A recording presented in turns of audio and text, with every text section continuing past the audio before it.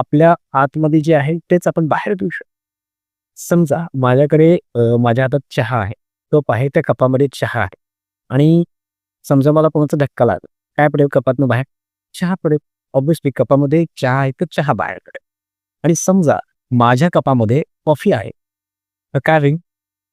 धक्का बसला, कॉफी बाहेर पडेल. म्हणजे कपामध्ये जे आहे तेच बाहेर पडतं. तसंच आपल्याला लक्षात घ्यायचंय, की आपल्या आतमध्ये जे काही इमोशन्स आहेत, आपल्या आतमध्ये जे काय आहे, जर जे आहे तेच बाहेर पडणार. जर तुमच्या आतमध्ये शांती आहे, तर तुम्ही शांतीच वाढवणार. तुमच्या आतमध्ये सुख आहे, शांती आहे, समाधान आहे, तर तुम्ही समाधानच देणार. जर तुमच्या आतमध्ये एन्झायटी असेल, तर तुम्ही एन्झायटी देणार. जर तुमच्या आतमध्ये फिअर आहे, टेन्शन आहे, तर तुम्ही टेन्शनच देणार. आतमध्ये जे आहे तेच बाहेर पडणार. कित्येक लोकं म्हणतात, की बऱ्याचदा विनाकारण अननेसेसरी चिडचिड होत असते. काही कारणाने बऱ्याचदा काही ना काही निमित्त लागतो उगाच चिडचिड. चिड होत असते. का होत असते असं? कारण की आत जे आहे तेच बाहेर पडतं. फक्त काय बाहेरची घटना फक्त निमित्त लागते. फक्त एक धक्का बसतो.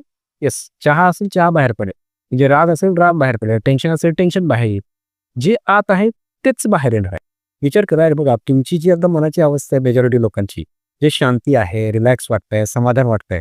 या शांत, रिलॅक्स मनस्थितीमध्ये तुम्ही कोणाला दुःखी करू शकता? तुम्ही कोणाला ओरडू शकता का? नाही ओरडू शकत. येस, आतमध्ये जर तुमची शांती असेल तर शांतीच आहे ना.